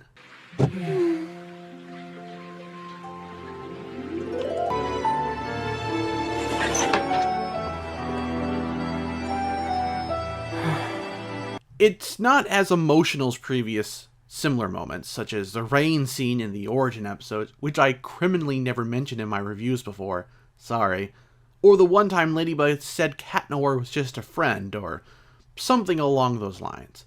But I'm sure all the shippers had their heartstrings tugged. And that's all I've got to say on the Season 1 finale of Miraculous Ladybug. Now it's your turn to share your thoughts on the episode. Do you have a favorite moment? What do you want to see out of Season 2? Finally, should I wait to do reviews for the English release of Season 2, or should I do the reviews once the French version airs next May? Let me know down below. Thanks for watching, and take care.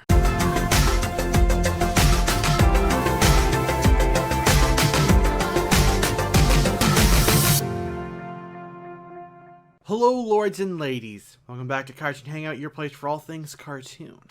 I got a few good gifts for Christmas, but a new Miraculous Ladybug episode to watch? Certainly high among them, as silly as that sounds. I was also kind of nervous about finding out that it was going to be a musical. I'm not big on musicals, and given that the show's original language is French, I was concerned there'd be some problems with the English dub. But I was mostly wrong, even if the lip sync was even worse whenever someone started to sing. I don't think I'd say any of them will stick with me beyond this viewing, but they weren't all bad. A song or two from the beginning did kinda sound bad, as if some of the voice actors either couldn't sing or had forgotten how to. But luckily by the middle of the episode, everyone seemed to get better, even Adrian. I think the best one was clearly the boy I secretly love. As far as the story goes, probably wasn't anything special, not worth writing home about. It was fun at times, and I think that's a fairly important element to have, but I never really understood Marinette assuming Santa was akumatized. It came off as a very thin reason to get Santa to be upset so Hawkmoth could turn him into Santa Claus, which, by the way, is quite an unoriginal name if I've ever heard one. Honestly, the entire episode also felt really poorly paced. I don't know if it's just been a while since I last saw the show, but I kept thinking throughout the entire special that the pacing was off. Things would just speed up and we'd go from point A to B in a matter of seconds. I think this episode could have really benefited from a longer runtime, or at least take certain moments slower. It wasn't all bad though. I really adored the Adrian sections. The Christmas setting really helped shine a light on Adrian's character and allow a bit of character exploration on his part. These were definitely, hands down, my favorite parts of the episode, and I would love to see more of it in Season 2. I think we spend a lot of time with Marinette's character, obviously, but I don't think we get a lot of insight into Adrian's. I mean, we have, certainly, but I think we could do a little bit better with Season 2. Now, lame name aside, I did also like the Santa Claus character. His design, pretty cool, even though I'm in the dark on the whole rebel with a cause motif that he had going on. Maybe it's something lost in translation, I don't know. I did think it's funny that he went from Christmas to Halloween designed, as if that holiday is somehow anti-Christmas, but it still worked. I really liked his character, and I really did love his song, even though it eventually started to gnaw on my nerves a little bit. All in all, I think this episode was harmless. I think if it had ironed out its pacing issues and had some more memorable songs, it could have been a very fantastic one. The Adrian plot and the villain, as well as some other moments here or there, helped save it for me. And I also appreciate the folks at Zagtoon gracing us with another episode so quickly after it originally came out, while we wait for Season 2. And that's been my review of Miraculous Ladybug's Christmas special. Sorry it was so late, but I did take Christmas off, and it wasn't until a couple of days ago that I finally got a Netflix account. Hopefully you all had a lovely Christmas, or whatever holiday you celebrate. Thanks for watching, and take care.